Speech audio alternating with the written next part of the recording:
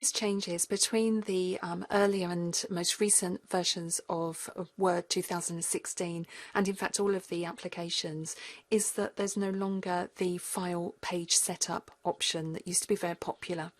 But all of the options from page setup are still available, and actually the page setup window or dialog box is also still there for you to be able to use.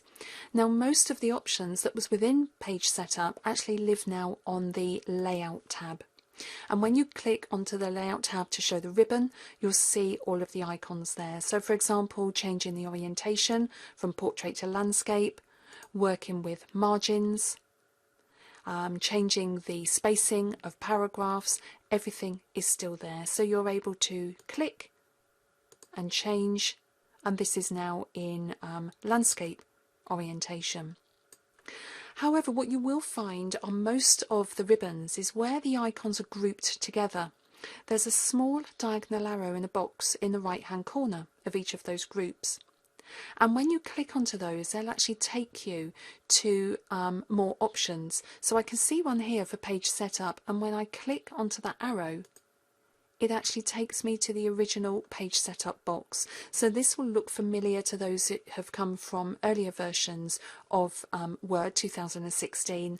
And I can see here I have all my options to do with my margins and the orientation. I have the different tabs up at the top to change the paper and to change the layout. Now I'm just going to cancel out there for a moment. Another way that you can get to those page setup options is actually from when you're printing. So I'm now going to go to the Backstage view and choose File and Print. And remember, this now shows you a print preview over on the right hand side. And if I scroll down on the screen all the way down to the bottom, I need to get down to the bottom of this box here, and I don't think that my the window is actually going to show me, but on yours what you will find is that you'll have a page settings. That's it, the page setup. So I just had to use the two different, I've got several scroll bars just there. So it's the ones for these settings here. And I've scrolled all the way down, and there I have a link to page setup.